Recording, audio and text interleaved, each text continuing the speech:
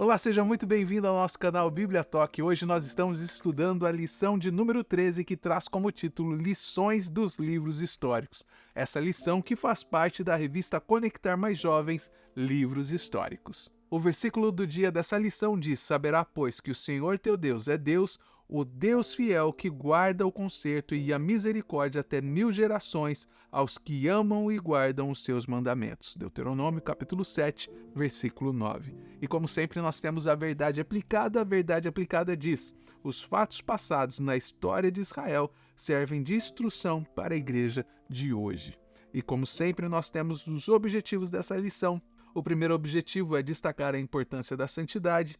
Segundo, compreender a responsabilidade da igreja de hoje e, em terceiro lugar, apontar para a aliança perpétua com Deus. E com certeza essa é uma lição muito importante para todos nós que estudamos todas essas lições até agora. Então assim nós vamos ao primeiro tópico dessa lição, que traz como título: Somos povo de Deus. No coração dessa narrativa dos livros históricos, da história de Israel, nós vamos descobrir uma verdade fascinante. Qual é essa verdade? A verdade é que Deus escolheu o seu povo para ser um emblema da sua santidade e do seu poder. E por mais estranho que isso possa parecer, esse povo que tinha sido escolhido por Deus, eles acabam virando as costas para Deus.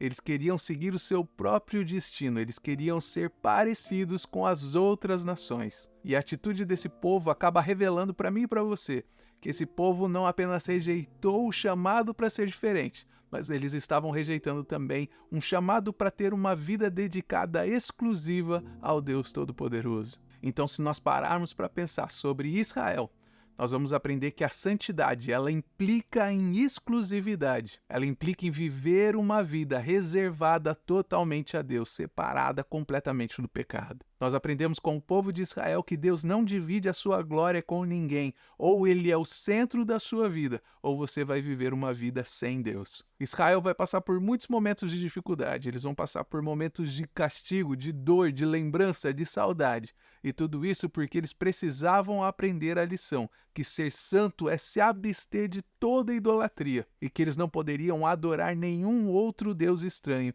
porque foi justamente a rebelião desse povo, os descendentes de Abraão. Eles foram seduzidos pela idolatria e eles acabaram passando por momentos difíceis. Eles chegaram à ruína por causa dessa desobediência. E a Bíblia nos ensina que, da mesma forma como Israel foi chamada por Deus para ser um povo santo, separado, a Igreja de Cristo, nos dias de hoje, nós somos convocados para viver a mesma santidade, a mesma separação desse mundo, conforme nós podemos ver lá em 1 Pedro capítulo 2, nos versículos 9 e 10. Por isso é muito importante que a igreja dos dias de hoje, que ela busque fielmente servir a Deus e que ela não divida o seu coração com a idolatria e com os ídolos desse mundo. Nós precisamos entender urgentemente que viver para Deus não é você trancar a porta da sua casa e ficar aí dentro dessa redoma para que você não seja contaminado com o pecado. Pelo contrário disso, viver para Deus é você abrir a porta da sua casa, você sair para a rua e ser luz aonde precisa. É você transformar a sua vida num santuário do Espírito Santo. É você se transformar na casa onde Deus gosta de habitar. Deus tinha projetado um caminho perfeito, um caminho de propósito, um caminho de liberdade para o povo de Israel.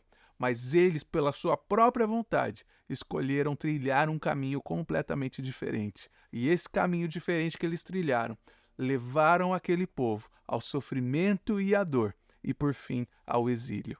E, infelizmente, essas não são as consequências apenas do passado. Isso não se limita apenas ao povo hebreu, mas ela se repete todos os dias na vida daquelas pessoas que preferem e optam ignorar os planos de Deus. E o que essas pessoas experimentam depois dessa escolha é o pecado.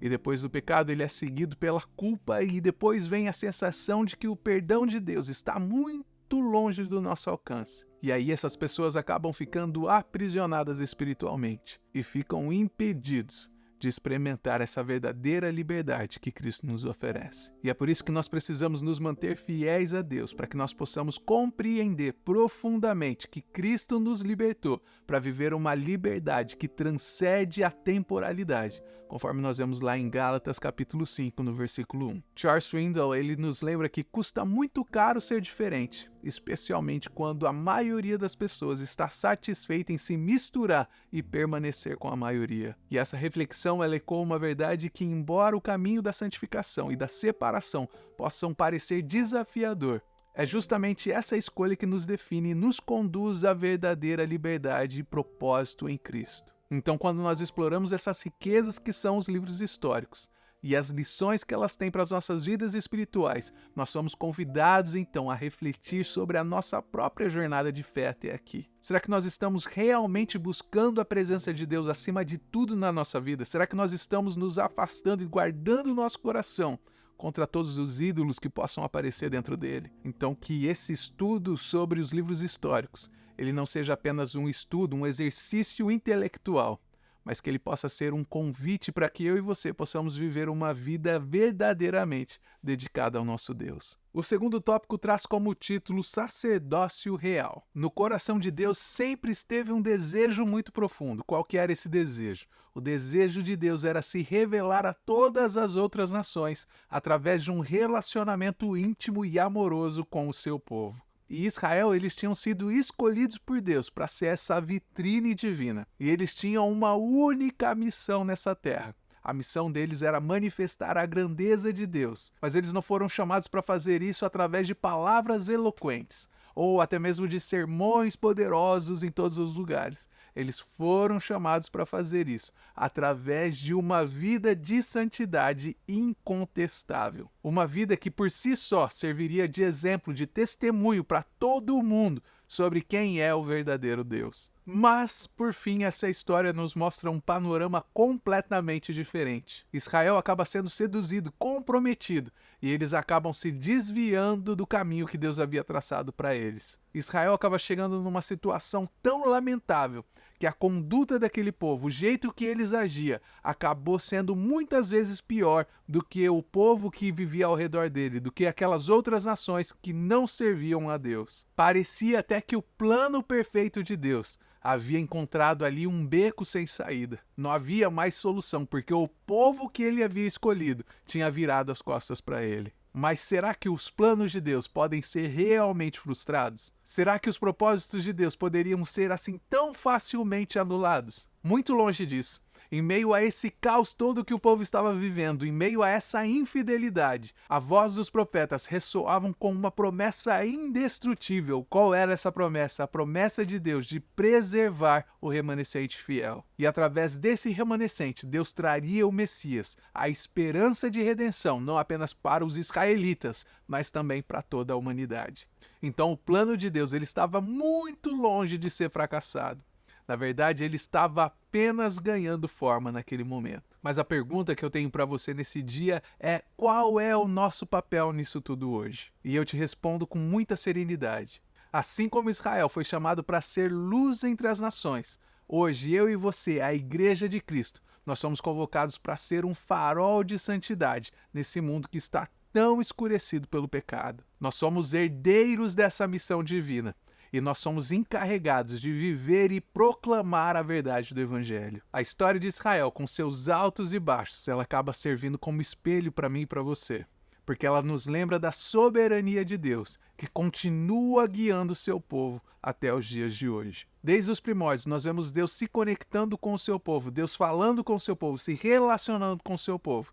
No Antigo Testamento, nós vemos isso através das leis, nós vemos isso através dos sacerdotes, dos juízes e dos profetas. E hoje ele se manifesta por meio de Jesus Cristo, que é a cabeça da igreja, que é a cabeça dos apóstolos e de cada discípulo que escolhe viver uma vida de santidade ao Senhor. Muitas vezes nós não temos a real dimensão de tudo aquilo que nós estamos fazendo e daquilo que nós pertencemos. Nós fazemos parte do corpo de Cristo. E nós fazemos parte de uma fé que atravessa gerações e séculos. Milhares de homens e mulheres que são testemunhas daquilo que Deus tem feito através dos séculos. Então essa é a consciência que nós precisamos adquirir quando nós estudamos os livros históricos. Qual que é essa consciência? A consciência que o plano de Deus não era apenas uma missão para Israel, mas essa missão ela se estende para mim e para a sua vida hoje. Nós somos testemunhas vivas do poder de Deus, do poder redentor do nosso Deus.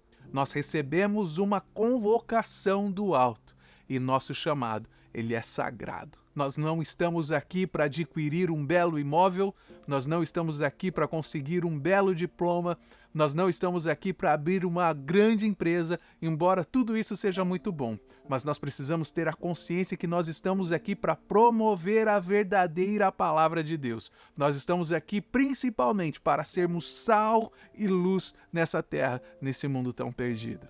Talvez a luz que está faltando na sua escola é você que precisa levar. Talvez a luz que está faltando dentro do seu trabalho, da sua faculdade, dentro da sua casa, é você que é responsável de ser luz de Deus em todos esses lugares. Essa é a sua função, esse é o seu chamado, e todas as outras coisas são periféricas quando comparada com o chamado que nós recebemos do nosso Deus. Nós devemos buscar o reino de Deus e a justiça de Deus. Nós devemos ser separados, nós precisamos ser sal da terra, nós precisamos ser a luz desse mundo. Então a história de Israel, ela não é apenas um relato do passado, mas ela é um convite para mim e para você nos dias de hoje. Um convite para mim e para você, para nós entrarmos nessa corrente de fé, para que nós possamos fazer a diferença nesse mundo, para que nós possamos iluminar o caminho com a luz do Evangelho, e que a nossa jornada ela seja marcada não apenas por palavras eloquentes, mas que ela seja marcada por ações que testemunhem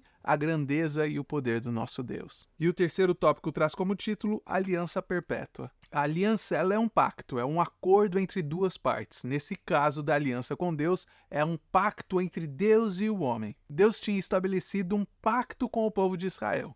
E nesse pacto, Deus ele era responsável por trazer a bênção e a proteção para aquele povo. E do outro lado desse pacto, dessa aliança, estava o povo de Israel, e eles deveriam caminhar fielmente nas leis do Senhor. Só que nós vemos através da história que Israel acaba se desviando do caminho do Senhor. Eles são atraídos por falsas promessas e por deuses estranhos, e acaba quebrando a aliança sagrada que eles tinham com Deus. Mas essa história ela não termina aí. Com a vinda de Jesus Cristo, um novo capítulo nessa história começa a ser escrito. Porque aceitar a Jesus é abraçar um novo pacto. É um novo pacto espiritual, onde nós, eu e você, nós nos comprometemos a viver uma vida de acordo com os princípios de Cristo. E assim como Israel, quando estavam na aliança com Deus, eles receberam a promessa de Deus de proteção e de bênção sobre eles. Nós, quando aceitamos a Jesus como nosso único e suficiente Salvador, nós recebemos a promessa mais preciosa de todas. Qual é essa promessa? É a promessa da salvação eterna. Nós vemos que ao longo dos anos, ao longo dos séculos, nós temos várias histórias de pessoas que foram buscar por bênçãos de Deus, que estavam procurando caminhos, estratégias que pudessem levar eles a ter a graça divina sobre a sua vida. Mas o segredo para receber a bênção de Deus, ela é muito mais simples do que muita gente imagina. E embora ela seja simples, nós precisamos entender que ela é muito mais profunda do que qualquer estratégia que qualquer um homem poderia conceber. Tudo que nós precisamos para receber a bênção de Deus sobre a nossa vida é seguir fielmente a palavra do Senhor. Nós precisamos entender que as leis divinas elas não foram projetadas, elas não foram desenhadas para ser um teste de obediência, mas elas foram criadas como um guia de proteção e amor, que nos leva a um caminho de vida plena e segura sobre os cuidados de Deus. Através da aliança que Deus tinha com Israel, Deus ele almejava que todas as outras nações ao redor eles percebessem os benefícios incomparáveis de servir a um único Deus verdadeiro. E esse desejo divino ele não se limita apenas a Israel, mas ela é uma visão missionária que estende o convite a todas as nações da terra, para que eles possam se juntar conosco nessa família de fé através do sacrifício de Jesus Cristo. Os livros históricos, eles documentam tanto as vitórias quanto as derrotas do povo de Deus. E é por isso que os livros históricos, eles servem como uma orientação vital para a nossa igreja nos dias de hoje. Em Cristo, nós somos encorajados a avançar sendo faróis de luz nesse mundo que já está no maligno, para que nós possamos orientar outras pessoas com o nosso exemplo, com a nossa dedicação e obediência a Deus. Os livros históricos do Antigo Testamento acabam nos mostrando, nos revelando as mãos poderosas de Deus agindo em toda a história, desde a conquista de Canaã até a restauração de Jerusalém após o exílio. E paralelamente a esses livros históricos que estão lá no Antigo Testamento, nós temos também o livro de Atos no Novo Testamento, que também pode ser considerado um livro histórico. Lá nós temos o nascimento da igreja, nós temos a expansão da Igreja de Cristo, que acaba mostrando para mim e para você que o nosso papel nessa história, ele continua. Nós fomos chamados para ser luz das nações, e essa é uma missão que transcende gerações. É uma missão que une os propósitos eternos de Deus. E é por isso que eu quero convidar você a refletir sobre o seu papel nessa história tão vital. A aliança entre Deus e a igreja, ela não é uma mera formalidade de trocas de aliança, mas ela é um convite para mim e para você, para que nós possamos viver uma vida de propósito, uma vida que tenha um significado e uma comunhão com o nosso Criador. E quando nós fazemos isso, nós descobrimos que somos parte de algo muito maior do que nós mesmos. E nos faz entender que a nossa jornada de fé, ela não é sobre seguir regras, mas é sobre abraçar um relacionamento com o Deus do universo, permitindo que a luz dele brilhe através das nossas vidas e que ela possa tocar outras vidas ao nosso redor, convidando outras pessoas a se juntarem a essa comunidade de fé que atravessa os séculos. Meus irmãos, eu não poderia encerrar essa lição sem agradecer a todos vocês que participaram conosco desse estudo maravilhoso aqui no nosso canal. Eu quero agradecer do fundo do meu coração a todos vocês que comentaram, vocês que deram like, e eu espero que esses estudos toquem profundamente no seu coração. Se Deus nos permitir, estaremos juntos numa próxima oportunidade. Que Deus te abençoe. Até mais.